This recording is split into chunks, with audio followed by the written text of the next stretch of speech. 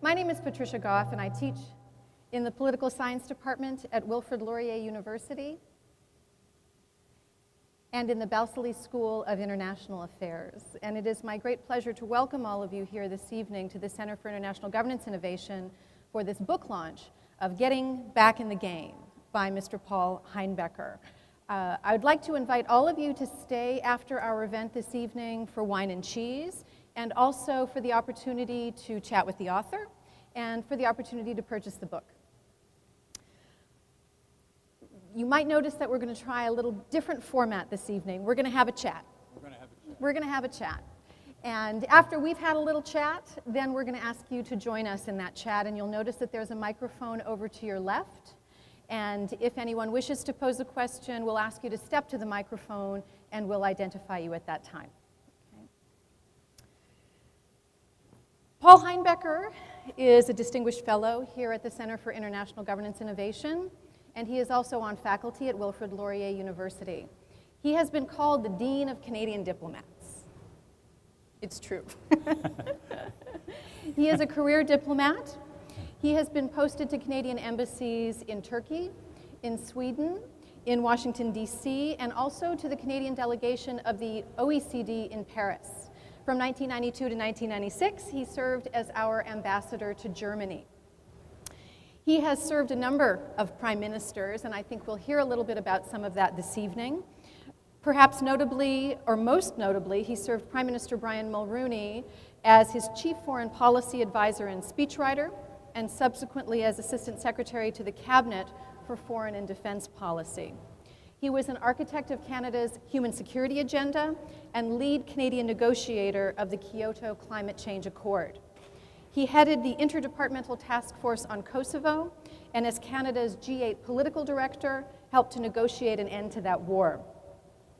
His last diplomatic assignment was as permanent representative of Canada to the United Nations in New York, where in the year 2000, he represented Canada on the Security Council. And we may touch on that issue here this evening. Possibly. In his capacity as permanent rep to the United Nations, he participated in deliberations on the Middle East, on Afghanistan, on Sierra Leone, and Angola. He was a leading advocate of the responsibility to protect doctrine and a defender of the International Criminal Court. So I would say that there is probably nobody better able to help us understand Canadian foreign policy, and we're thrilled that you're here with us this evening. We're probably doubly thrilled because he's a Waterloo boy. He is a graduate of WLU, which was, at that time, Waterloo Lutheran University, but of course is now Wilfrid Laurier University, and he is a recipient of an honorary law degree from, doctorate of law from Wilfrid Laurier University, which was presented to him in 1993, and 10 years later he was named our Alumnus of the Year. So he has been honored by the university where he now has a very important affiliation, and we're proud to have him on faculty. We're also happy that he's channeled this very distinguished career set of experiences into what I hope will be his first single-authored book entitled Getting Back in the Game, a foreign policy playbook for Canada. It appeared with Key Porter Books earlier this month, and we're going to talk about it and around it. And I ask you at this time to please join me in welcoming Paul Heinbecker to the stage. Thank you.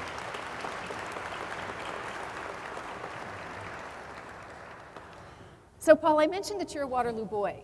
You somehow managed to get from WLU to the heights of the Canadian Foreign Service. How did you do it? Sheer luck. I come from Kitchener and Waterloo, so I'm a real local citizen. I spent most of my growing up years on Union Street in Waterloo. Do we have a feedback? Am I hearing feedback? Is it okay? Can't hear? Let's keep doing a check and we'll... We're hearing a little feedback, but We're as hearing long some as you're feedback. not, it's okay. No, but I think... Can the people in the back row hear anyway? Can the people in the front row hear? Okay, well anyway. Yeah, I was, how did I get there? I was going to Laurier. I was not a good student. I remember when I came back from my doctorate, one of the professors said, it's at this point where I'm supposed to say what a remarkable student you were and how well I remember you, but the fact is I don't remember you at all. And the feeling was mutual, actually.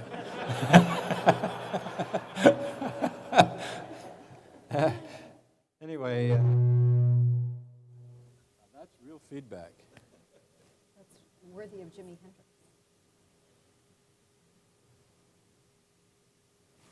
Are we on? Yeah. Okay. I was playing with, I expected to be a football player. I didn't expect to be a diplomat. I was with what's now the Laurier Golden Hawks. And one night after practice, it was raining too hard. And it was too cold to make the long walk down to King Street from the university. So I stopped. And I looked in the hallway, and it said Foreign Service exam tonight in front of the room.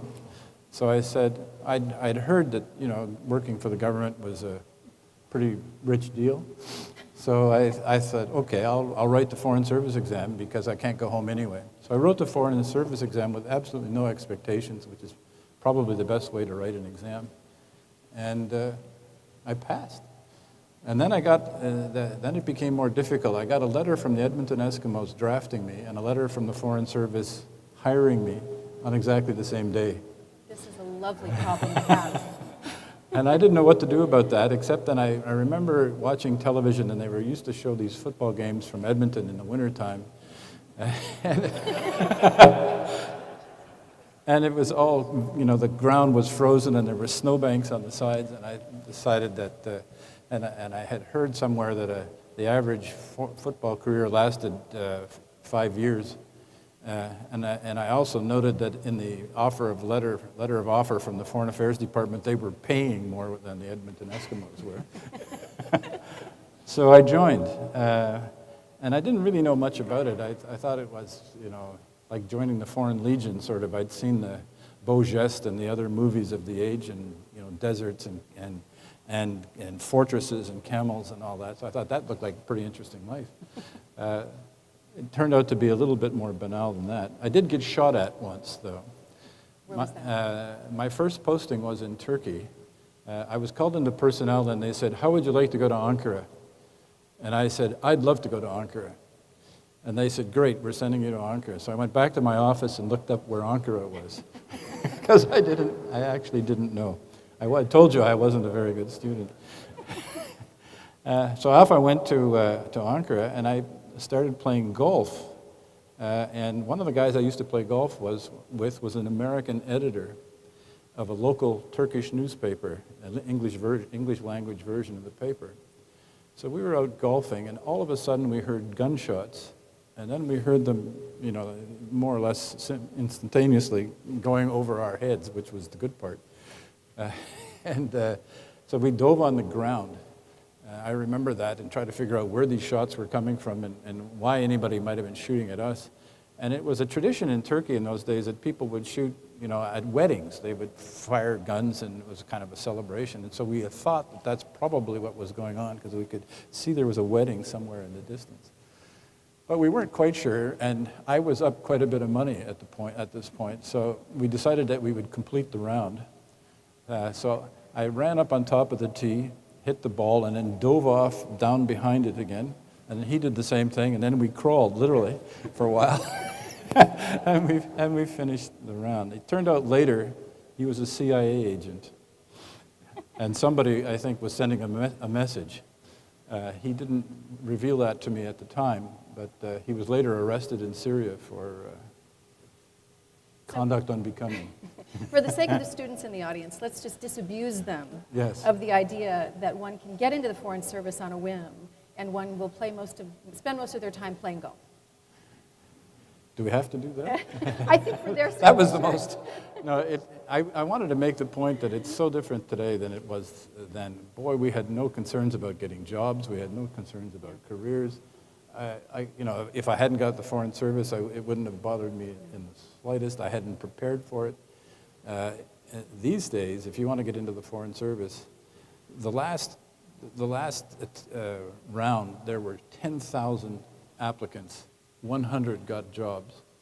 That's 1%. And they have preposterous exams that are so difficult and so obscure, just to give themselves some way of reducing the number of people they have to consider. For a while, they were putting engineering questions. If there are engineers in the audience, you might find this attractive. They're putting engineering questions into the Foreign Service exam in order to be able to throw people out who couldn't answer the question. So now it's become very, very competitive. It couldn't be more competitive, and the students who are showing up are so much better prepared than we were, better educated, much more experienced, much more savvy, much more worldly. Really, if I were to present myself today the way I presented myself then, I'd be one of the 10,000. Yeah. No, good to know. That's for good sure. clarification. So why did you write this book? My sense is that you probably could have written a number of books at this stage, given your different experiences. Why did you choose to write this one on getting back in the game, the playbook for Canadian foreign policy? I had no idea. We sort of agonized over the title for quite a long time, getting back in the game. And I thought, well, I'm a former football player and broken down ex-football player, and maybe, there's something appropriate about the game metaphor. Little did I know that in the second week in October, the government of Canada would fall out of the game altogether, at the UN at least. So that we really do have to think about how to get back in the game, because we've basically been dismissed by the international community. And we can talk about that in some detail if you want. But I wrote the book really because if you read the book, you'll find it's a very optimistic take on Canada. I am very optimistic. We've never been richer, we've never been better educated, we've never been better connected, we've never been more secure, we've never had greater opportunities than we have now. That's one thing. Our assets, our universities rank very strongly. In the survey that I quote in here, we rank third in the world in terms of the quality of our universities, something that we don't think of very often. Our high school students are 4th, 5th, and 6th in science, math, and reading comprehension in the world. We have companies like RIM who are world beaters. Look at Canadian literature. We have some of the greatest writing there is these days is in Canada. If you look at the intangibles for Canada, we're regarded as being a country that integrates foreigners better than anywhere else on earth and harnesses that diversity more effectively than anybody else on earth does. So we are a country that has enormous possibilities. And then you look at the world that we have to cope with, and there you see the stars forming in a very favorable way for Canada. We used to have, the scope for our diplomacy was from A to B. It was, we lived in a 2-superpower world, and that was basically the range. Then the Russians, or the Soviets, disappeared, and we went to a 1-superpower world, and the range for diplomacy was from A to A, basically. Now we have a multi-centric world. One of the great tragedies for losing this Security Council round is that most of the contestants for permanent seats, the big countries, are now on the Security Council. This would have been an ideal opportunity to advance our interests and to protect our interests, because some of the reform they could make of the Security Council is not going to be in our interest. So we could have been there to kind of channel and guide that, and we didn't. But fundamentally, what I thought was that this is, we're a country that really can play this game. And there's nothing stopping us but ourselves. Some people say that we've become world-class in complacency. I think that there's a danger of that. I don't think it necessarily has to happen. I also thought that Canadians were interested in foreign policy. One of the great myths in this country is that nobody is interested. Who's interested in foreign policy? No election ever turns on foreign policy. It's true that no election so far has turned on foreign policy. But my prediction is that when people form their judgment of Mr. Harper as a leader, foreign policy is going to be part of what they think about. Canadians like to see their leaders being effective on the world stage. And when they're not effective, when they are repudiated as they have been this time, I think there are likely to be consequences from that. I may be wrong. I may be too far into this business to see clearly about it. But I think Canadians really want. We used to be told that Canadians are interested in foreign policy, but it's American foreign policy they're interested in. They're not interested in Canadian foreign policy. I don't think that's true anymore. Since I left working in the government, I've made an accidental career out of being a commentator. People keep asking me, why is this happening? What's going on? What does this really mean? What's the backstory of these kinds of things? I think people are interested. So I thought, well, why not write a book for people who are interested but not in the, don't spend their lives every day in the foreign policy business. Something that doesn't get so far into the weeds that you get lost. But on the other hand gives a pretty accurate, I hope, picture of the way things work. Well, one of the great things about the book, in my view, is that you start with history and context before you get into foreign policy. So you talk a little bit about the days when you think we did play the game well. Right. So who has been particularly effective, in your view, as Prime Minister, in delivering a foreign policy that you admire? Well, there are two people who you could say were the best, and both will surprise you. One could be Louis Saint Laurent, because he had Pearson as his foreign minister. And Canada was, you can find Canadian fingerprints on the UN Charter, on the World Trade, what's now the World Trade Organization, used to be the General Agreement on Tariffs and Trade, on the Bretton Woods institutions, the IMF and the World Bank. We went from a period when Mackenzie King had been Prime Minister, when he did not want to get involved in anything. Maybe you've all seen the picture of Mackenzie King sitting between Churchill and Roosevelt at Quebec City in the Second World War. That was the extent of his participation in the event. They took the pictures, they took the chairs away, Roosevelt and Churchill went into a room to do their business, and Mackenzie King disappeared from the scene, and Canadian people thought that he was somehow involved. He wasn't involved. There were two conferences in Quebec in 43 and 44.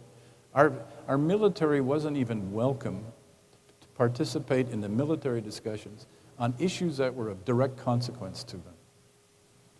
And the problem was not Churchill, although I'm not sure how strong an advocate he was. The problem was Roosevelt. Roosevelt he said, well, if we invite Canada, we have to invite Brazil, and we have to invite Argentina, and we have to invite this country and that country. If the Canadians insist on participating in these meetings in Quebec, then let's have them in Bermuda, and then we don't have to have the Canadians there. That is about the only graphic I have in the book, because it is so stark how little regarded we were. We had 1,500,000 soldiers in the end of the war in Europe. We protected the North Atlantic. We flew the bomber runs with Bomber Harris, not necessarily always to our credit. We spent billions. We trained the Commonwealth Air Corps, and we got zero credit for doing all of that. If you think we don't get credit for Afghanistan, you can imagine. We had more people die on the beach at Juno Beach in Normandy in the first 10 minutes probably than we've had die in Afghanistan. We made enormous sacrifices, and our diplomacy at the time was not up to it. We did not get the credit, partly because our diplomacy was inadequate. So Saint Laurent was one. Saint Laurent was one, because the point I wanted to make was, it was a dramatic change. All of a sudden, all of this was gone. All of the reticence was gone, and now we had an activist foreign minister, given his head by a wise prime minister. We had very strong foreign service, and they basically helped to change the world. And that's from a standing start in about 1944. It's really amazing. The other one will also surprise you, but if you remember who I worked for, it might not surprise you that much. I think that Brian Mulroney was the second most effective. In fact, as Prime Minister, probably the most effective in carrying out foreign policy. Just to put it in perspective, and there are reasons for it, but to put it in perspective, by this time in his time in office, Mulroney already had a free trade agreement with the United States. He had an acid rain agreement with the United States. He had an Arctic passage agreement with the United States. He was leading the fight in the UN on apartheid and sanctions against the British and the Americans, by the way. He had, together with Stephen Lewis, my predecessor, several times removed in New York. They had been the first country to react to the Ethiopian famine. Brian Stewart was doing the reporting for CBC, and Canada was the first to react at the UN in trying to respond to that. If you go to, if you look in the book, you'll see a place where Helmut Kohl gives credit to 3 people for the unification of Germany. I didn't think that was such a... That was an excellent point. Helmut Kohl gave a speech at the time in which he said there are 3 countries, 3 people he has to thank for the unification of Germany. George Bush, Mikhail Gorbachev, and Brian Mulroney. What people don't know, and it's practically unknown at the time, is that the British and the French especially, and the Russians as well, were dead against German reunification. They said, we've seen this movie before, it ends badly. We like the Germans divided. It suits us. We can have 2 Germans, and that's a lot better than having 2 smaller Germans, a lot better than having 1 big one. And Mulroney, and I was there for this comment, he said, look, we have made promises to the German people since the mid-50s that when the time came, they would be reunited. Well, the time has come, and the Germans understand this as a promise of the West, and if we don't do it, there's going to be great disappointment in Germany. And it doesn't take a genius to think that disappointing the German people greatly on something is a bad idea. So, so is that effectiveness then a function of exceptional individuals who take initiative? Is it a question of a certain constellation of factors that came together at that moment to allow those successes to occur? What is it that we can take from those 2 effective cases that we can replicate, or can we? There's one thing you can take. There's 2 things you can take out of it, I think. The first thing is personal diplomacy led by the Prime Minister is vital. That's where, in this day and age, the Prime Minister has to lead foreign policy. He has to be the person who's leading it. He has to be the person who's thinking about it. He has to be the person who goes to all of the summits, who meets bilaterally, and so on. The second thing is, relating to the prime ministerial point, is you got to be very active. This is not something that's a sideline. It's not something that you do when you have time, something for the weekend if you got nothing better to do. Most of a prime minister's time, when I was in the PCO and it's in the PMO also, and it's only become worse, most of the prime minister's time is on foreign affairs. None of them comes to office prepared, and that's your fault, basically. You vote for people who haven't got a clue about international relations when they come to office. Mr. Harper hadn't been off the continent when he came to office. Imagine. Half of his time is going to be on foreign relations, and he had 0 experience in foreign relations. So that's the second thing you can take from it, and this is something that Brian Mulroney said about, he said it in February. There was a conference on remembering a conference that was called the Open Skies Conference that was held in Ottawa in 20 years ago, I guess, whatever that would make it. That would make it 1990.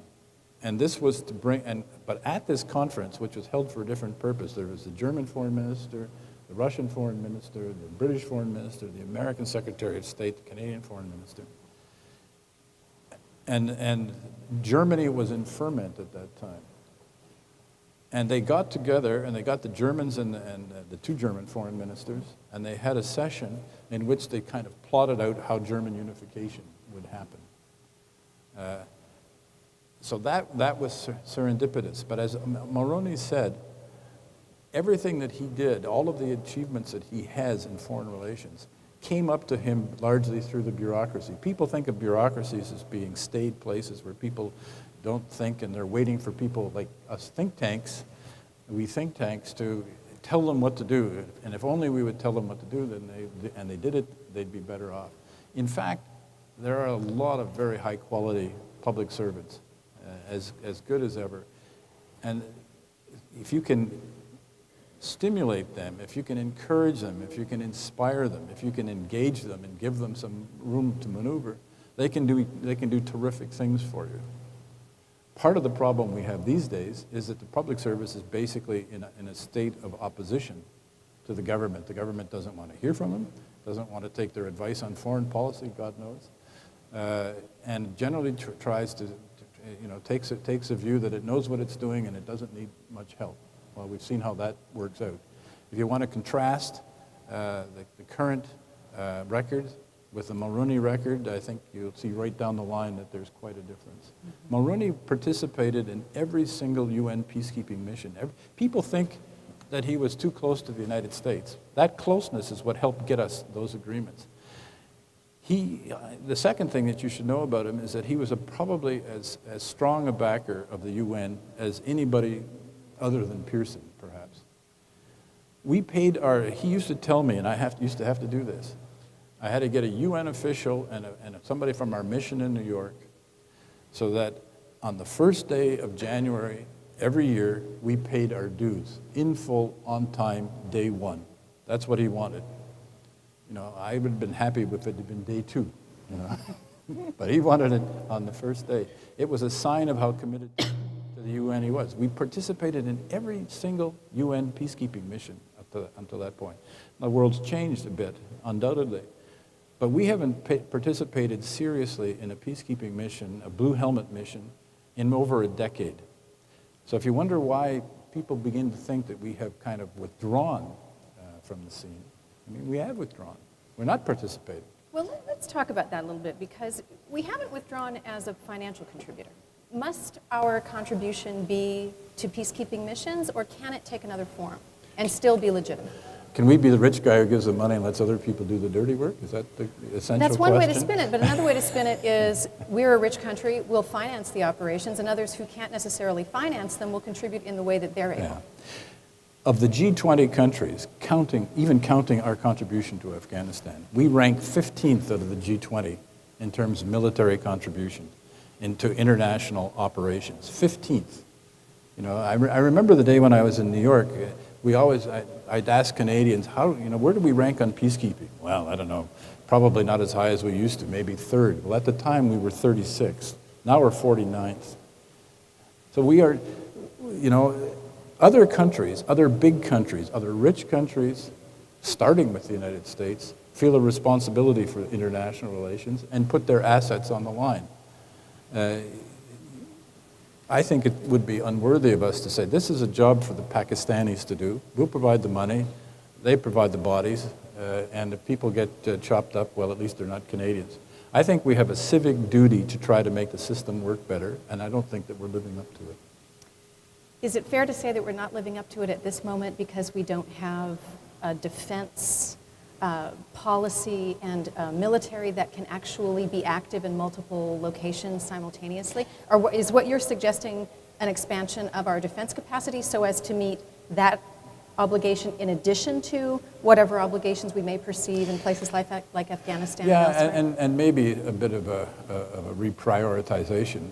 If you're talking about, I'm not against the mission in Afghanistan. In fact, I was one of the people who was in favor of it, and if people don't like that, that's something to take into account. I don't think it should deter you from buying the book, but anyway. On Afghanistan, we got into Afghanistan for two reasons. One was it was a legal war. The United States had been attacked by al-Qaeda. They had asked the Taliban to turn over al-Qaeda. Taliban had refused. The U.S. went to the Security Council and got authorization to use military action against the Taliban and al-Qaeda. We had 24 people killed in that attack on the World Trade Center. Our closest ally had been attacked out of the blue. And I thought we had a responsibility. Moreover, and we reacted pretty much right away. We had Canadian troops there right at the beginning. I remember the shock in Canadian newspapers when they saw that, when they could see the maple leaf patch on some guys who looked like they weren't blue helmet volunteers, but actual combat soldiers who had captured some Taliban and were dealing with them somehow, turning them over. Another chapter to be continued, by the way. Anyway, the second reason is that the Iraq War was breaking out, and it was better, in my judgment, to be part of a legal war recognized by the UN, basically sanctioned by the UN, and allow ourselves to be dragged in what was going to be an illegal war that was going to finish badly without any question. I have a chapter in the book about the Iraq story, and I'm getting rather far from your question, which is, do we need a larger military? I think we did lead. I think started by Paul Martin, carried on strongly by Stephen Harper, I think we do need that military. I don't know if we need to buy F-35 aircraft on a single source contract, without competition. I don't think that's a terrific idea usually. But I have no doubt that we need military capability. Sometimes I think we need more ground forces capability and a little less of the other kind. And that would allow us to do more things. We're now in a situation, I think, in Afghanistan where we pretty much have used our people flat out, and I don't think that I think they need a break of a year or so. People have gone back on their second and third tours, and it's dangerous stuff.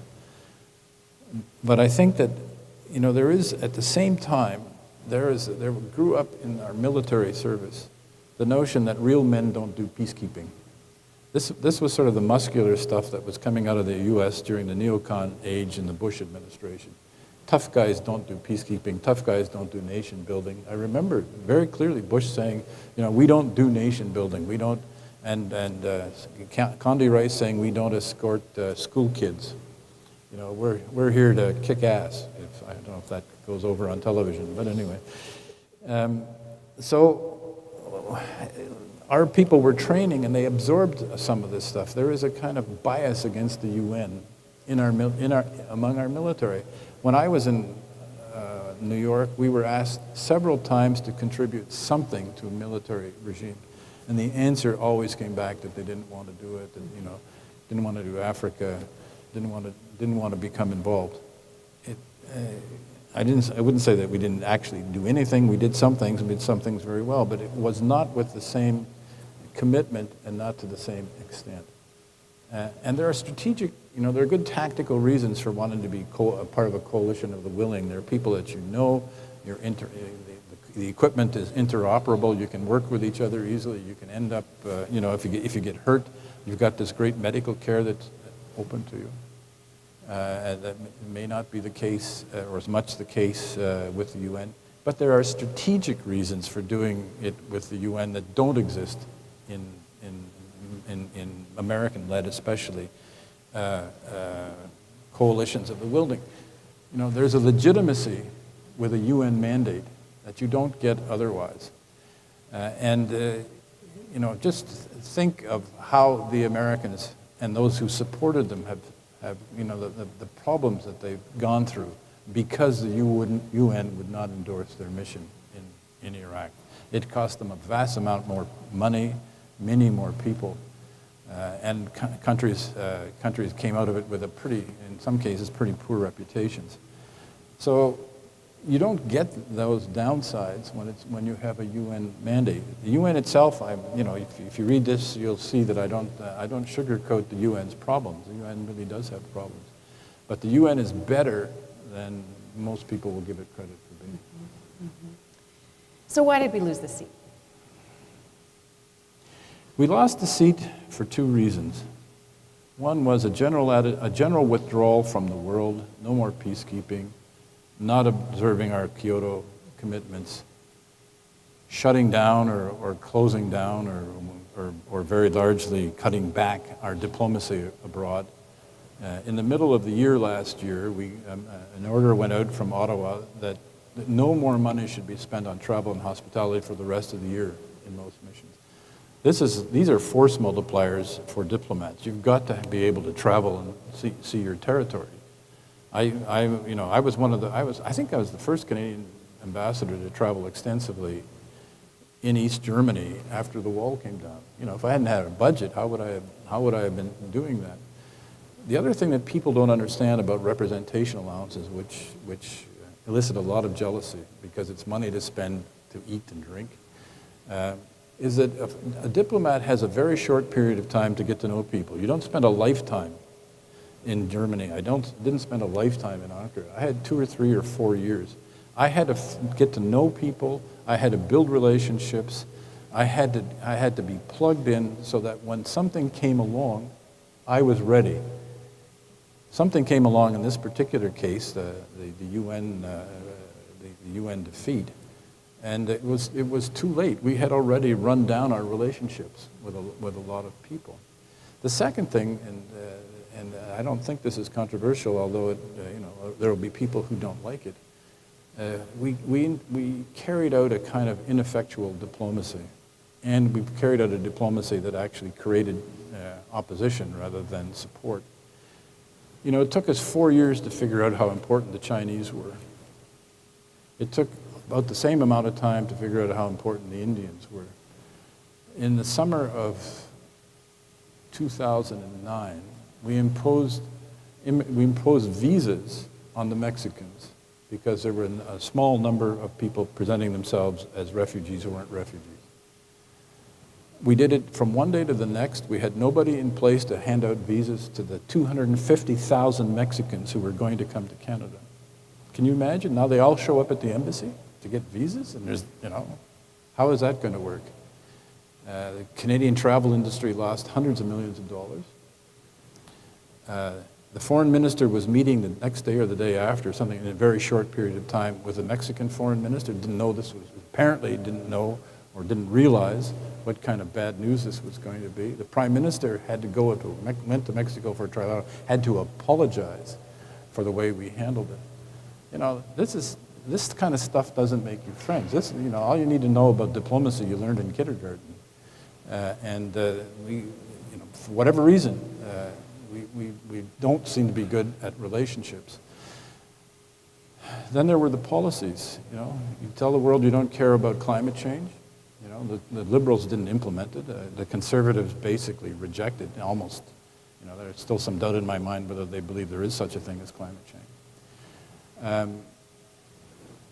And if you're a small island state in the Pacific and you have a vote, there's 20 or 30 small island countries, you have a vote just like China does. And if the country that you're asking you to vote for them doesn't care, it seems insensitive to your interests on climate change. Well, that's not a sales point. If you're an African country and you're worrying about the spread of the desert, and the country that's responsible for a significant part of the problem says that it's not going to do anything until the United States does something, and then until China does something, until everybody else does something, otherwise why should we do it? It doesn't make any difference.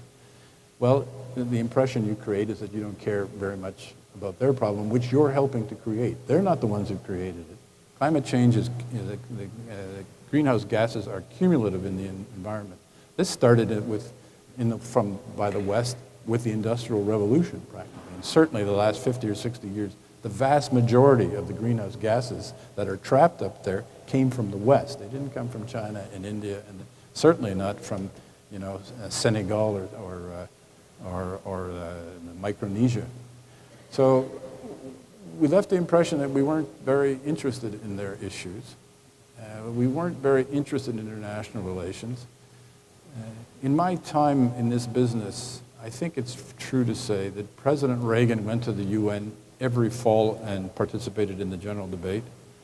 President George H.W. Bush went to the UN every fall for 4 years and participated in the debate. President Clinton went 8 years in a row to the UN and participated in the debate. George W. Bush went 8 years in a row and participated in the debate. Some of our prime ministers haven't thought it was worth doing. So what do these Americans know that we don't know? Or what do we know that they don't know? Maybe that would be a better way of asking that question. So we left the impression, I think, that we didn't want it enough. Our delegation on the ground was working its tail off. And the people in Ottawa, the officials who were leading the effort, were working extremely hard. I know the ambassador personally. He's a friend of mine. I could tell by the look on his face on television when this was going on that we didn't have it in the bag. Nobody looks that worried who's got some confidence about the way it was going to turn out. Then there are our policies. The policies we followed on climate change is one. On Africa, we decided, that we would have we're going to have a focused foreign policy. We're going to concentrate our aid and we're going to shift it from Africa to Latin America.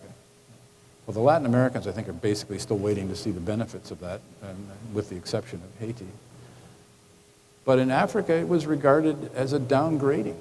We were downgrading them publicly. We were saying, you don't matter as much as they matter to us. And this is after 50 years of building a relationship. So guess what? They didn't like it. How could that be? Why don't they understand? So what is the consequence for us? You know There's that one there are more, lots of people... there's another big one. There's another big one? There's another Tell big us one. another reason. The Middle East. We progressively aligned our policies with the government of Israel more and more tightly. We got into a position where we didn't criticize the Israelis. We forgot about international law, international humanitarian law. We didn't take seriously the rights and the suffering of the Palestinians. We used to have a reputation for being fair-minded. We have always, from day one, been a supporter of Israel. So we've always taken the view that Israel should be, should exist and in security and had a right to defend itself. Always. That's never. We have never varied from that position from the beginning. But somewhere along the way, we started to think of the Israelis as allies. Prime Minister Harper called them allies. There is no such treaty, by the way, that I'm aware of. Anyway, there might be a secret treaty somewhere.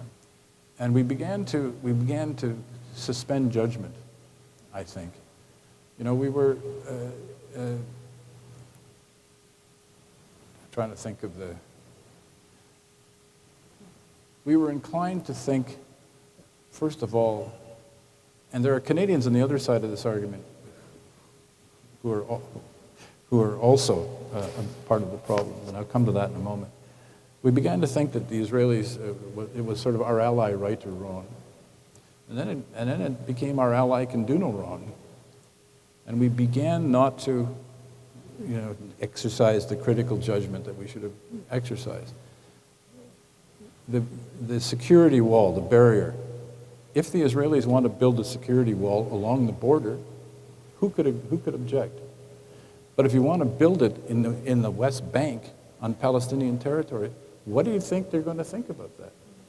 If somebody builds a fence on your property, takes 5 feet of your property, what would be the reaction in Waterloo? People would be outraged. This neighbor has just built a fence on my property. You can't do that.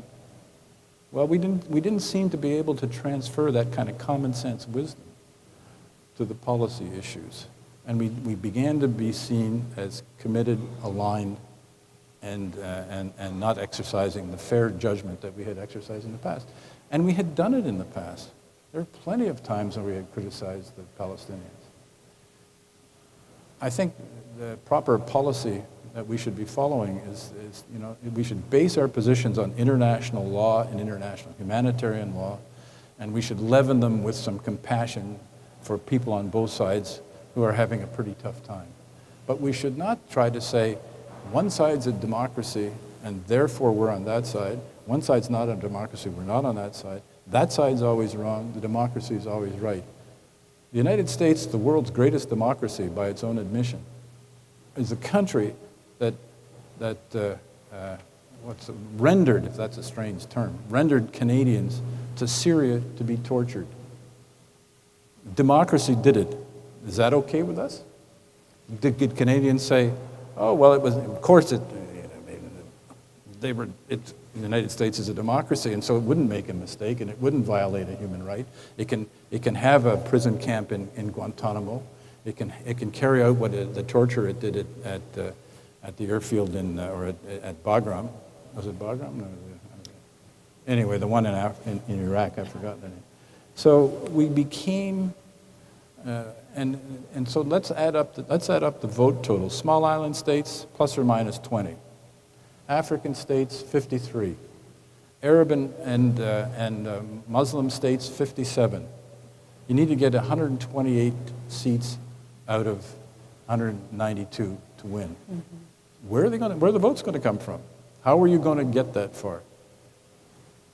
So, and you want to ask me about the UN and what a bunch of tyrants it is? Is this the point? Well, I want to play devil's advocate a little bit, yeah, because okay. I do want to No, I mean, obviously, it's hard to quibble with what you're suggesting, that we should have a foreign policy that adheres to international law. Of course we should. Made in Canada. Made in Canada, which is easier said than done. Does that mean that public opinion drops out of the mix? Does that mean that the so-called principles of a particular party or leader drop out of the mix? You know that better than anybody, because you're answering a lot of this week, that a lot of people are saying today, so what? Yeah. So what we lost the seat? We are making certain choices as Canadians, and we support them, and if people around the world don't like it, so be it.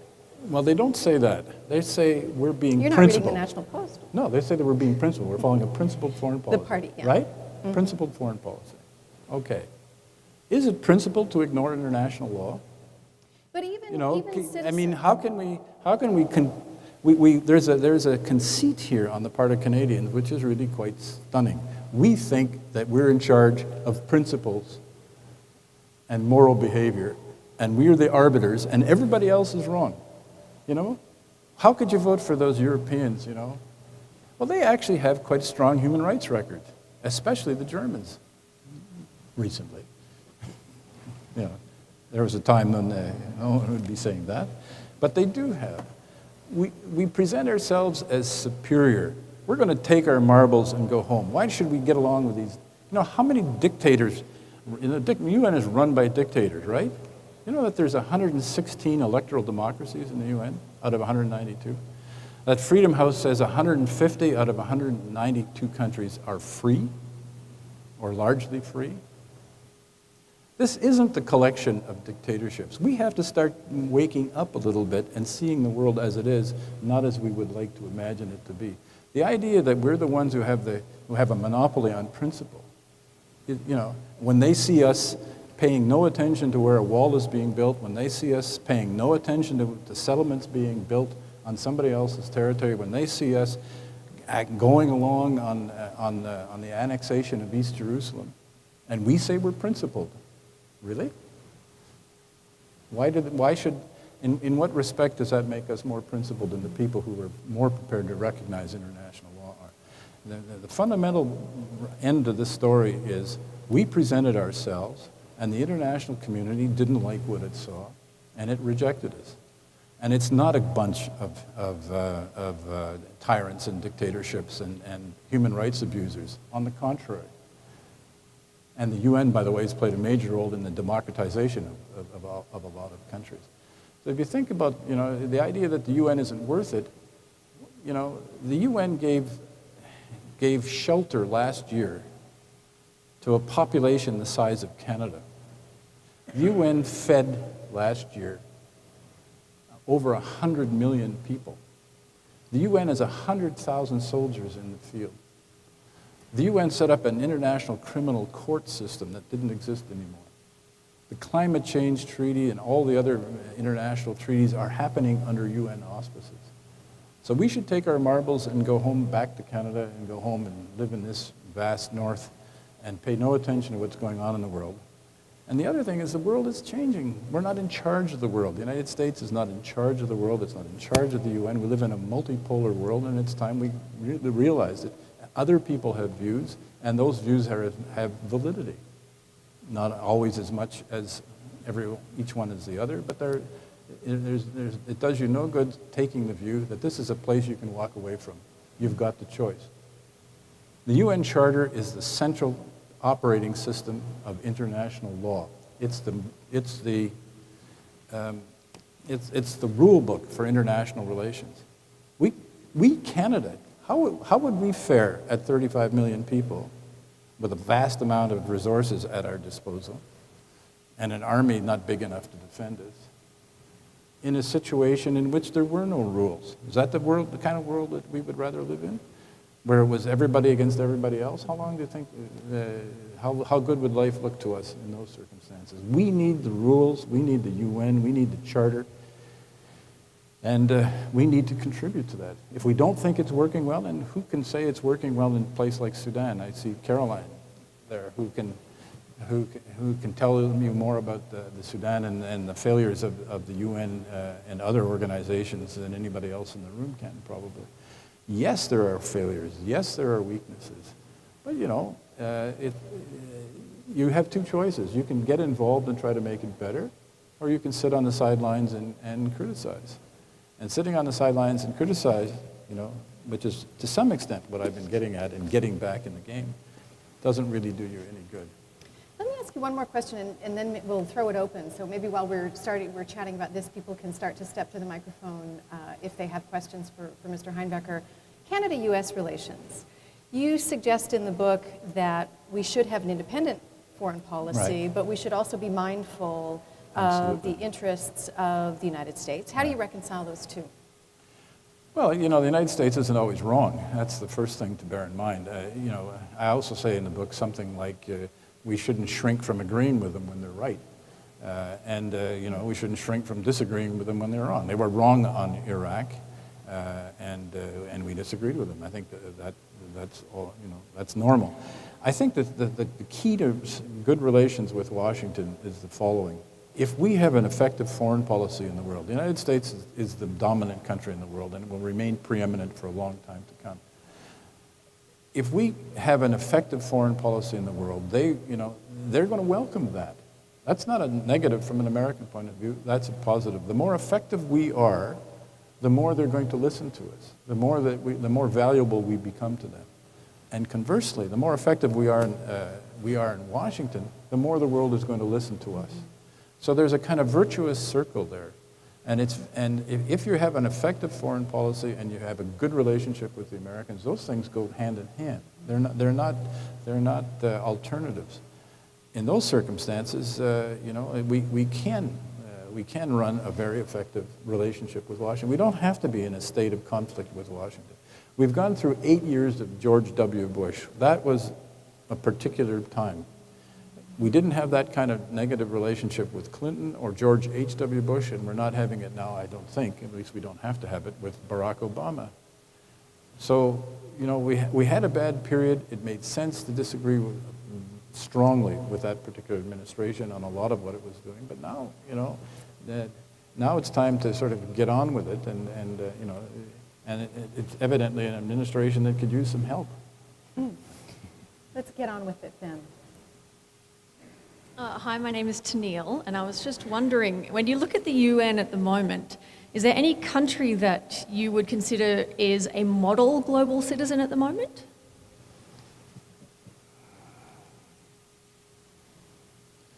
I guess you'd probably... I would have said Canada until the evidence came in that I can't say Canada anymore. The rest of the membership doesn't believe it anyway. Canada in the 90s, Canada in Mulroney's time, Canada in Trudeau's time, Canada in Pearson's time.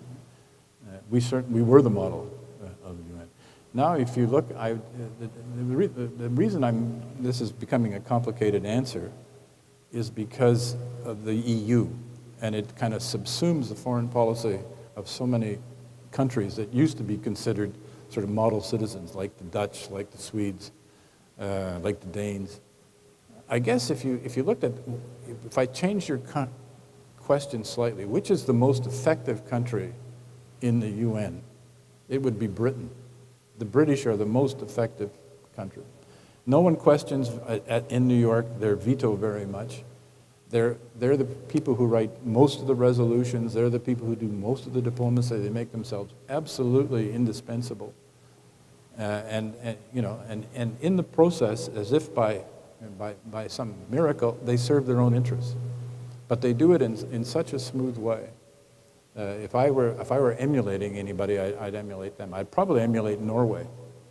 Norway is a fifth or a sixth the size of Canada, maybe seventh or eighth the size of Canada. It has an enormous impact in the world.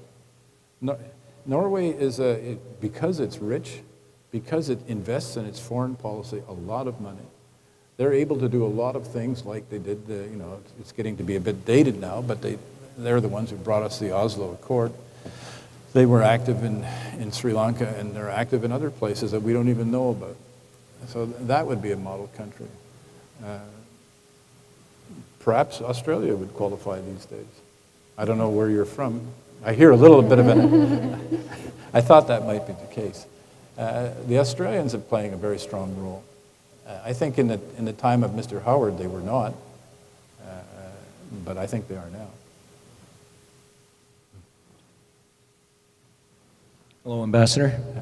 As you're aware, I'm a former military officer. Spent most of my career abroad. Teaching now at Laurier, one of the questions I asked my students today was what reasons they gave for Canada not getting the Security Council seat. And I was pleased to see that the students identified multiple reasons for why that may not have happened, and in fact you've echoed that same thing and not looked at it simply from a one-dimensional perspective. So I certainly applaud that. In my career abroad, one of the things I was absolutely stunned by was the lack of, for a better word, manpower that our diplomatic forces abroad have, and the lack of funding to support some of these missions abroad. I'm not sure if you comment on this at length in your book or whether you'd care to comment on it today, but what, in your opinion, is required in terms of additional funding and personnel to bring back our diplomatic corps to a higher standard? Yeah, I even try to work it out mathematically. I'm not quite sure of the numbers now. I think it's 27 to 7 to 3 in terms of proportion. I don't begrudge the military its increase in capability. I think that we had, for years, scrimped when it came to the military, and we asked them to do more and more things, and they had less and less resources to do it with. There was always the gold-plated, some Air Force general celebrating his retirement by flying around the world or something in an executive jet and giving people the impression that money was being wasted all over the place. But I've been at lots of military bases, and they were pretty threadbare-looking operations. So I don't begrudge that. What the problem the problem is that you can't. He who has the gold rules. If you give all of the money to the military, and you basically cut back with the others, then you're going to end up with a militaristic foreign policy, because those are the people who've got the resources to do it. The Foreign Affairs Department's budget and this is a tricky business, and if you can, I invite you to look at the Treasury Board statistics if you really want to make yourself dizzy. You can't tell anything from year to year. You have to be able to get inside the numbers and find out what is being spent on core diplomacy. And on core diplomacy, it's been going down. It's been going down since 2004. There was a period in the late 80s, early 90s, in the Mulroney period and the Chrétien Martin period of when Martin was finance minister up to 95, 96, when there were very significant budget cuts for the whole of the government, including for diplomacy. That started again in 2004, and we're down $188 million a year. This is for people who basically are doing diplomacy. You can imagine the impact that makes. And when you get an instruction while we're running for the UN Security Council to stop traveling and to stop trying to cultivate relationships, at least spending money to cultivate relationships, then you're really handicapping people. So what needs to happen is that, yes, we need to spend the money on defense. I think that's right. I would ask somebody to tell me who the enemy is, because I find the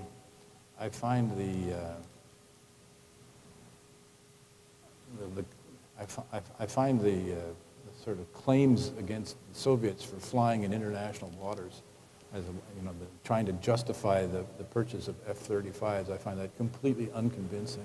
But nevertheless, we are going to need aircraft. The F-18s don't last forever, and we need other kinds of things as well. But we should have a proportion. Why don't we come up with a formula that says broadly, this much for military, this much for foreign aid, and this much for diplomacy, because they all contribute to your national security. And you can make a very good argument. I make it. I don't know. Nobody can refute it because it's not based on any statistics. That a dollar spent on diplomacy is probably a bigger contribution to your national security than a dollar spent on defense, because it takes so many dollars in defense, and a dollar on diplomacy goes further. The marginal utility of it is higher.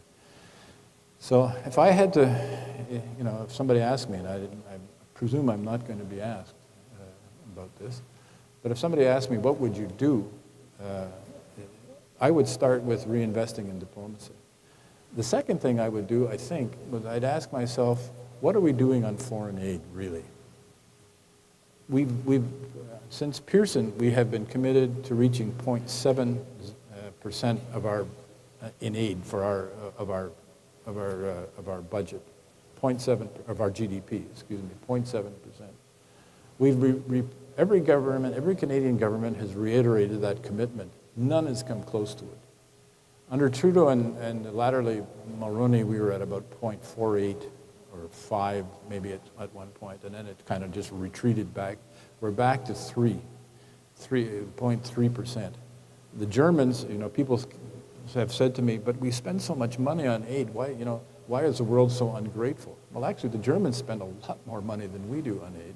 And the Portuguese, who are an admittedly poor country, spend almost as much proportionately on foreign aid as we do. So we have, we've now frozen our aid budget for the foreseeable future, which means that the proportion of our, the aid we're given on a per capita basis, which is the measurement used internationally for the generosity of aid programs, that's just going to get smaller and smaller again. We're in retreat. We're in retreat there. We're in retreat in the military, in terms of operations. We're in retreat in diplomacy. And it shows. People see it. And they vote for other people.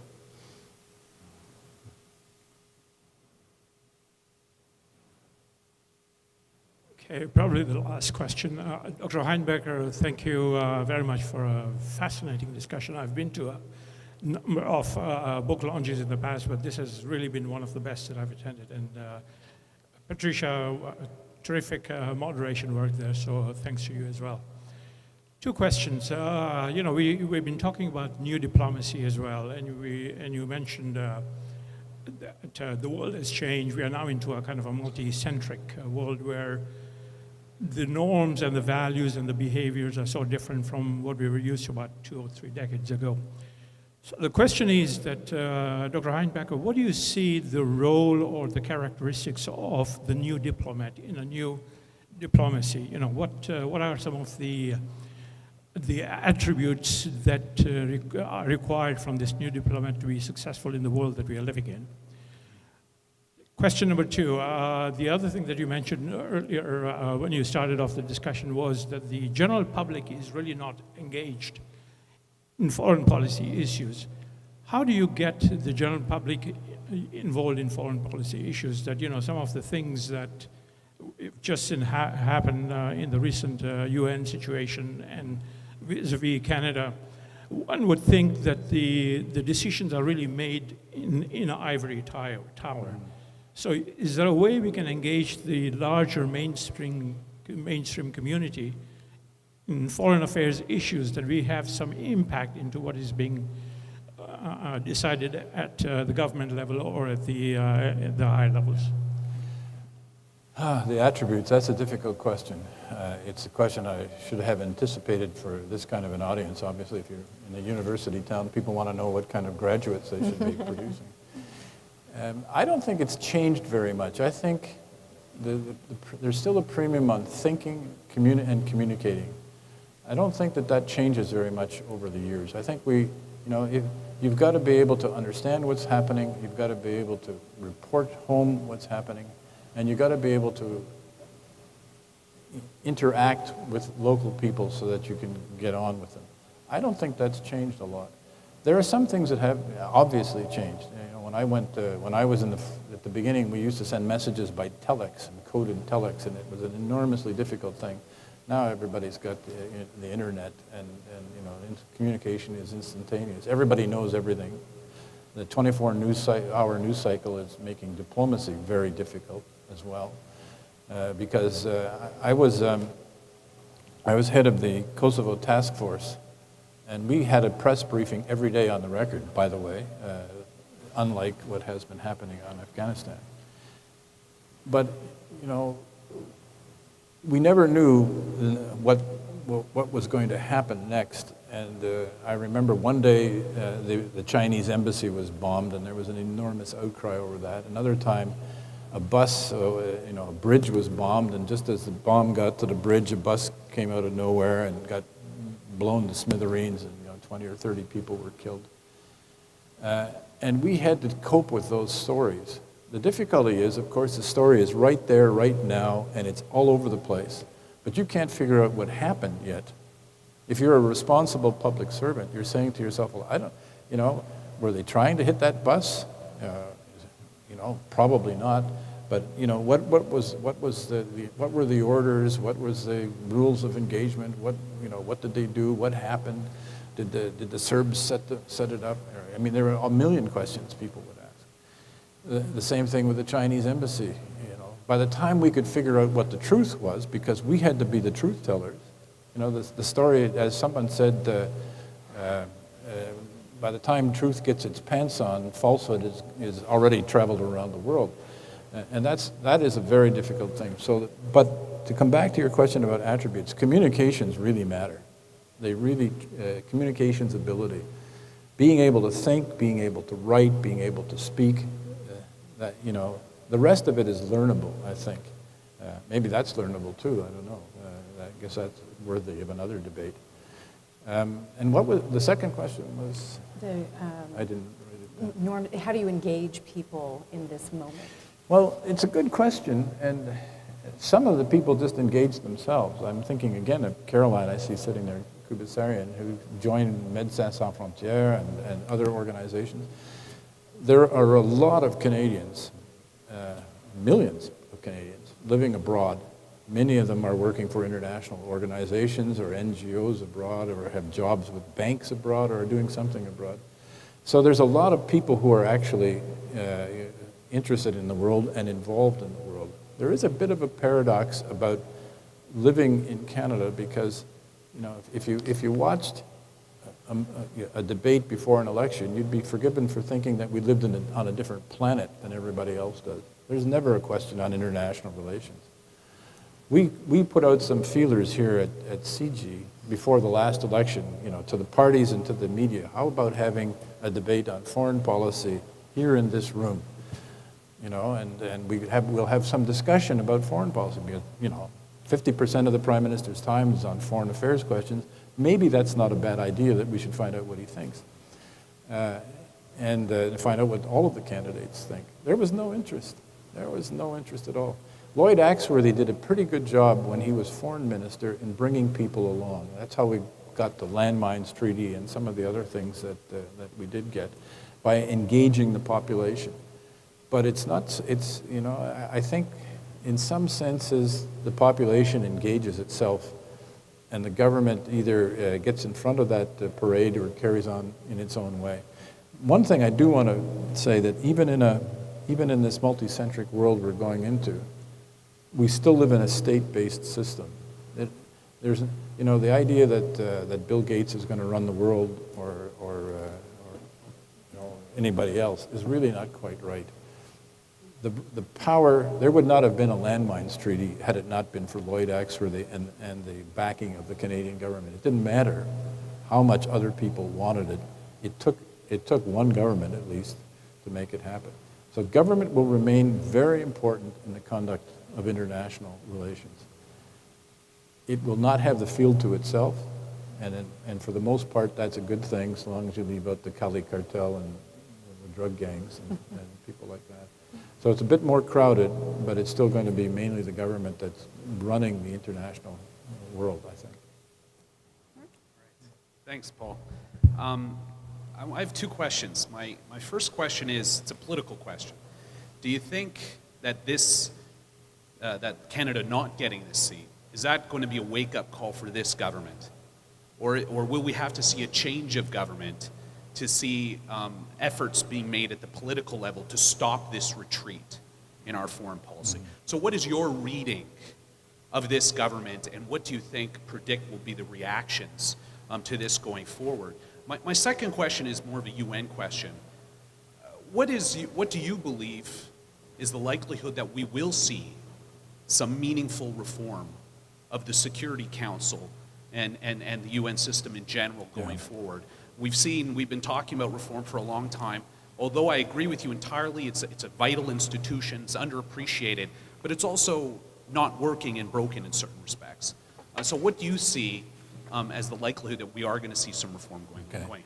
Well, on the first question, of course, I don't know. One hopes that the government will say this is a wake-up call, that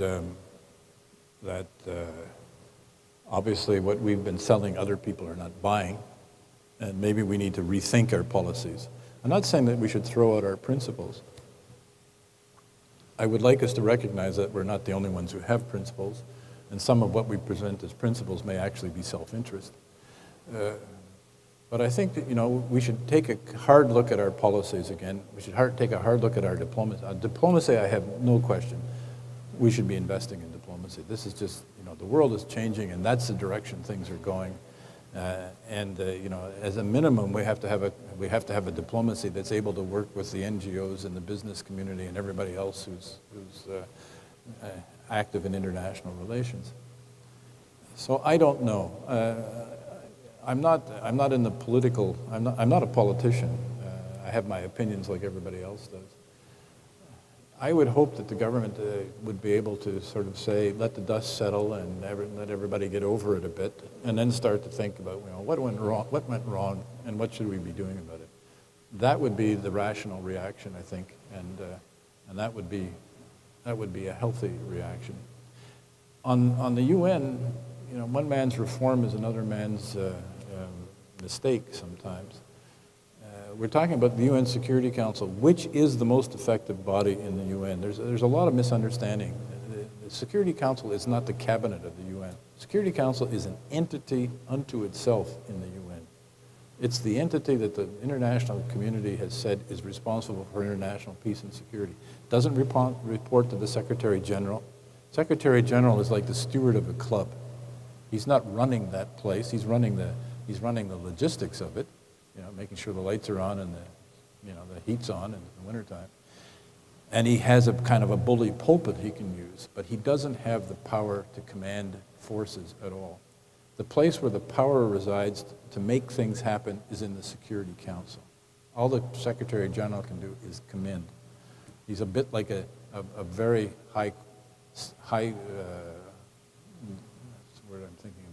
high-ranking deputy minister in a way. The General Assembly also is not the Parliament. There's not a single person directly elected by people in that General Assembly. So just some of the facts. Security Council, there are two particular qualities about the Security Council. One is the permanent membership of 5 countries, and the other is the veto that's been given to those 5 countries. There would not be a UN and there would not have been a Security Council had there not been for the veto. The big countries just simply would not have put themselves in a position where they could be outvoted on a matter of peace and war. It's just not going to happen. Wasn't going to happen then, isn't going to happen now. The difficulty is that reflects more or less the power structure, of course, of 1945. It doesn't reflect it exactly, because if it did, Canada would have a permanent seat and France wouldn't have. We were in a lot stronger position than they were at the end of the war. Anyway, it worked out that way. So now we come along. We have India. We have Brazil. We have Japan and Germany. Japan giving 18-19% of the entire budget of the UN. Germany about 9% of the budget. And then we have the powerful countries, the emerging powerful economies of India and Brazil, South Africa, Nigeria. And they're saying, that was 1945. This is 65 years later. This is 2010. Hope that's 65. And it's time people took account of our interests and our policy, and that the world has changed, and the Security Council should change with it, and we should get, they say, a permanent seat and a veto. There is almost nothing I can think of that's more manifestly against Canadian interests than that outcome. Having 5 permanent members is already a big problem. Having 5 vetoes is a big problem. Having 10 vetoes is 10 times the big problem. So let us, and one of the tragedies, one of the things that actually I'm worrying about by this loss, if you're wondering what we might have lost, in this case. On the Security Council this time are going to be most of the emerging countries. If there's ever going to be a time when they can, and they're also, by the way, all in the G20, if there ever was a time when they could get together and start to cook an outcome of permanent seats for some of them, this is the time. And this was the time because from a Canadian point of view, A, we don't get one of those seats. B, they're not accountable. We don't need an organization in which more people are not accountable to the membership. You know, they just, once you get a permanent seat, you know, you've got a seat permanently, especially, and that's why they have the veto to make sure it stays. You can't, because you can't overcome the veto. So if people get permanent seats, you know, the whole notion of democratic participation, of accountability, all of that goes out the window, and all we're seeing is the big countries kind of protecting their own interests. You saw how that might work at Copenhagen, where the five got together, the United States, China, India, Brazil, and South Africa, I think. They reached a deal. Four of the five at least, were the major carbon emitters in the world, and they reached a deal that suited themselves, and they put it on the table and they said, take it or leave it. That's the kind of world that we could end up with if we reform the Security Council in a way that doesn't, that isn't sensitive to this kind of an outcome. What I've recommended in the book is that we get into we say to ourselves, all right, the world has changed. India, Brazil, China or Japan, Germany, they have a point. We need to reflect this change some way. But the way to reflect the change is by electing them. And maybe we're a little less in favor of elections today than we were a couple of weeks ago, but nonetheless. They let them stand for election. Make it a 5-year term. Make it a 10-year term even. But let them stand for elections. Let them run consecutively if they want to each time.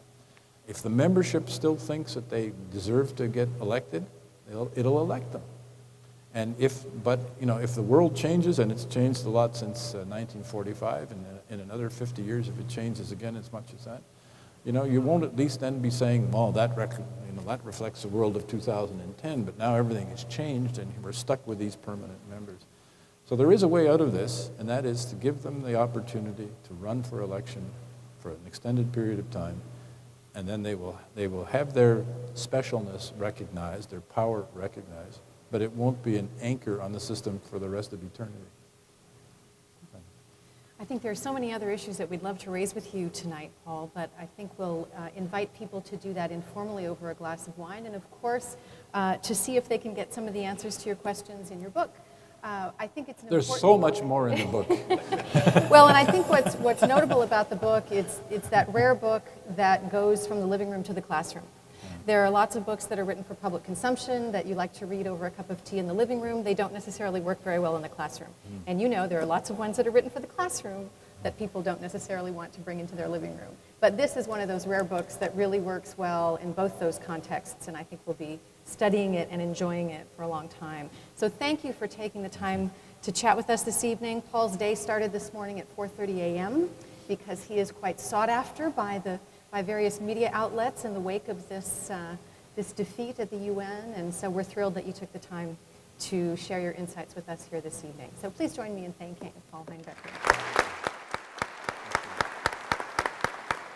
Leading advocate of the responsibility to protect doctrine and a defender of the International Criminal Court. So I would say that there is probably nobody better able to help us understand Canadian foreign policy, and we're thrilled that you're here with us this evening. We're probably doubly thrilled because he's a Waterloo boy. He is a graduate of WLU, which was, at that time, Waterloo Lutheran University, but of course is now Wilfrid Laurier University, and he is a recipient of an honorary law degree from, doctorate of law from Wilfrid Laurier University, which was presented to him in 1993, and 10 years later he was named our Alumnus of the Year.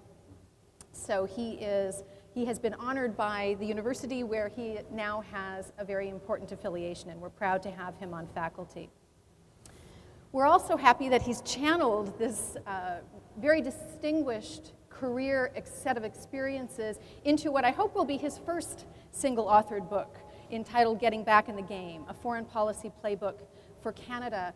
It appeared with Key Porter Books earlier this month, and we're going to talk about it and around it. And I ask you at this time to please join me in welcoming Paul Heinbecker to the stage.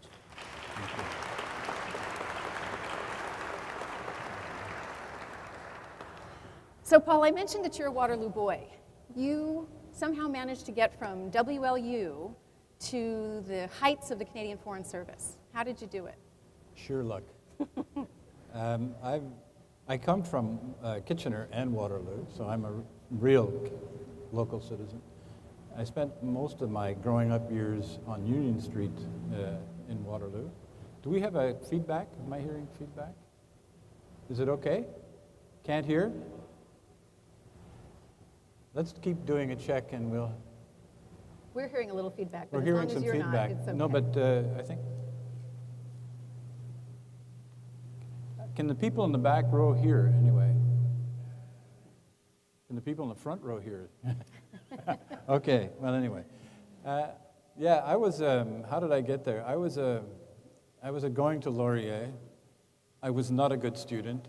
I remember when I came back from my doctorate, one of the professors said, it's at this point where I'm supposed to say what a remarkable student you were and how well I remember you, but the fact is I don't remember you at all. And the feeling was mutual, actually.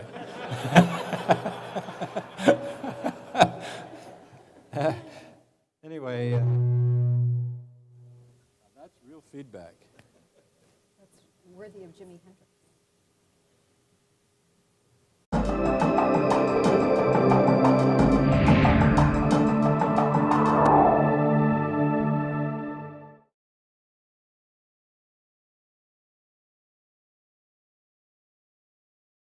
My name is Patricia Goff, and I teach in the Political Science Department at Wilfrid Laurier University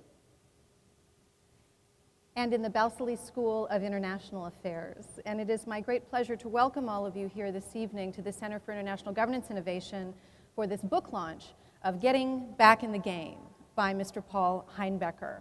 I would like to invite all of you to stay after our event this evening for wine and cheese, and also for the opportunity to chat with the author and for the opportunity to purchase the book. You might notice that we're going to try a little different format this evening. We're going to have a chat. We're going to have a chat. And after we've had a little chat, then we're going to ask you to join us in that chat, and you'll notice that there's a microphone over to your left. And if anyone wishes to pose a question, we'll ask you to step to the microphone, and we'll identify you at that time. Okay.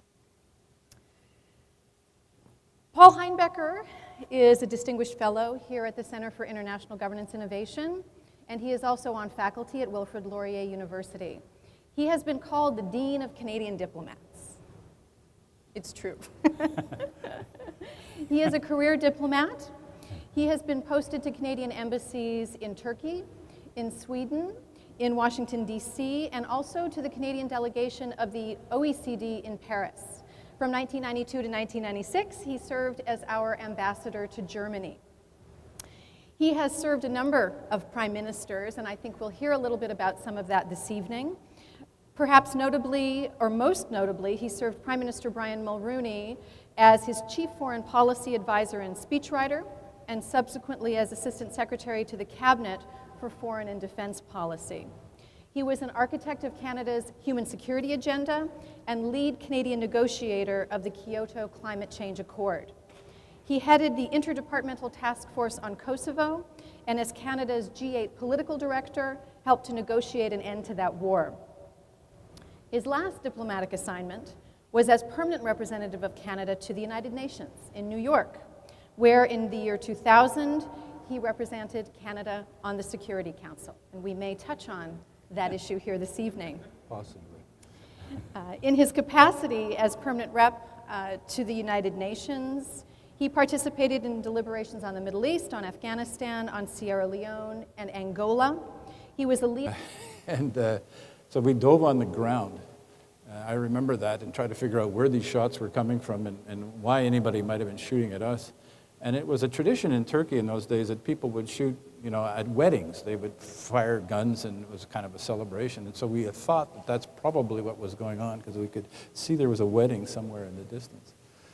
But we weren't quite sure, and I was up quite a bit of money at this point, so we decided that we would complete the round. So I ran up on top of the tee, hit the ball, and then dove off down behind it again. And he did the same thing, and then we crawled, literally, for a while.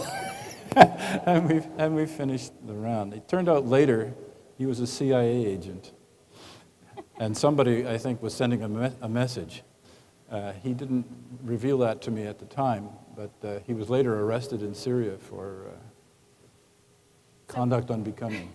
For the sake of the students in the audience, let's just disabuse them Yes. of the idea that one can get into the Foreign Service on a whim and one will spend most of their time playing golf. Do we have to do that? I think for their sake. That was the most. No, I wanted to make the point that it's so different today than it was then. Boy, we had no concerns about getting jobs. We had no concerns about careers. If I hadn't got the Foreign Service, it wouldn't have bothered me in the slightest. I hadn't prepared for it.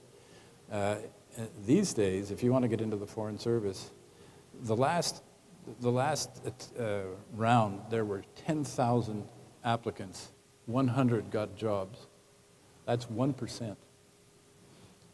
And they have preposterous exams that are so difficult and so obscure, just to give themselves some way of reducing the number of people they have to consider. For a while, they were putting engineering questions. If there are engineers in the audience, you might find this attractive. They were putting engineering questions into the Foreign Service exam in order to be able to throw people out who couldn't answer the question. So now it's become very, very competitive. It couldn't be more competitive, and the students who are showing up are so much better prepared than we were, better educated, much more experienced, much more savvy, much more worldly. Really, if I were to present myself today the way I presented myself then, I'd be one of the 10,000. Yeah. No, good to know. That's for Good sure. clarification. So why did you write this book? My sense is that you probably could have written a number of books at this stage, given your different experiences. Why did you choose to write this one on getting back in the game, the playbook for Canadian foreign policy? I had no idea. Are we on? Yeah. Okay. I was playing with, I expected to be a football player. I didn't expect to be a diplomat. I was with what's now the Laurier Golden Hawks, and one night after practice, it was raining too hard, and it was too cold to make the long walk down to King Street from the university. So I stopped, and I looked in the hallway, and it said Foreign Service exam tonight in front of the room. So I said, I'd heard that, working for the government was a pretty rich deal. So I thought, okay, I'll write the Foreign Service exam because I can't go home anyway. So I wrote the Foreign Service exam with absolutely no expectations, which is probably the best way to write an exam. And I passed. And then then it became more difficult. I got a letter from the Edmonton Eskimos drafting me and a letter from the Foreign Service hiring me on exactly the same day. This is a lovely problem to have. And I didn't know what to do about that, except that I remember watching television, and they were used to show these football games from Edmonton in the wintertime. And it was all, the ground was frozen, and there were snowbanks on the sides, and I decided that, and I had heard somewhere that the average football career lasted 5 years. And I also noted that in the letter of offer from the Foreign Affairs Department, they were paying more than the Edmonton Eskimos were. So I joined, and I didn't really know much about it. I thought it was, like joining the Foreign Legion, sort of. I'd seen the Beau Geste and the other movies of the age, and deserts and fortresses and camels and all that. So I thought that looked like a pretty interesting life. It turned out to be a little bit more banal than that. I did get shot at once, though. Where was that? My first posting was in Turkey. I was called into personnel, and they said, "How would you like to go to Ankara?" And I said, "I'd love to go to Ankara." And they said, "Great, we're sending you to Ankara." So I went back to my office and looked up where Ankara was, because I actually didn't know. I told you I wasn't a very good student. So off I went to Ankara, and I started playing golf And one of the guys I used to play golf with was an American editor of a local Turkish newspaper, an English language version of the paper. So we were out golfing, and all of a sudden we heard gunshots, and then we heard them, more or less instantaneously going over our heads, which was the good part. And we sort of agonized over the title for quite a long time, getting back in the game. And I thought, well, I'm a former football player and broken down ex-football player, and maybe, there's something appropriate about the game metaphor. Little did I know that in the second week in October, the government of Canada would fall out of the game altogether, at the UN at least. So that we really do have to think about how to get back in the game, because we've basically been dismissed by the international community. And we can talk about that in some detail if you want. But I wrote the book really because if you read the book, you'll find it's a very optimistic take on Canada. I am very optimistic. We've never been richer, we've never been better educated, we've never been better connected, we've never been more secure, we've never had greater opportunities than we have now. That's one thing. Our assets, our universities rank very strongly. In the survey that I quote in here, we rank third in the world in terms of the quality of our universities, something that we don't think of very often. Our high school students are 4th, 5th, and 6th in science, math, and reading comprehension in the world. We have companies like RIM who are world beaters. Look at Canadian literature. We have some of the greatest writing there is these days is in Canada. If you look at the intangibles for Canada, we're regarded as being a country that integrates foreigners better than anywhere else on earth and harnesses that diversity more effectively than anybody else on earth does. So we are a country that has enormous possibilities. And then you look at the world that we have to cope with, and there you see the stars forming in a very favorable way for Canada. We used to have, the scope for our diplomacy was from A to B. It was, we lived in a 2 superpower world, and that was basically the range. Then the Russians, or the Soviets, disappeared, and we went to a 1 superpower world, and the range for diplomacy was from A to A, basically. Now we have a multicentric world. One of the great tragedies for losing this Security Council round is that most of the contestants for permanent seats, the big countries, are now on the Security Council. This would have been an ideal opportunity to advance our interests and to protect our interests, because some of the reform they could make of the Security Council is not going to be in our interest. So we could have been there to kind of channel and guide that, and we didn't. But fundamentally, what I thought was that this is, we're a country that really can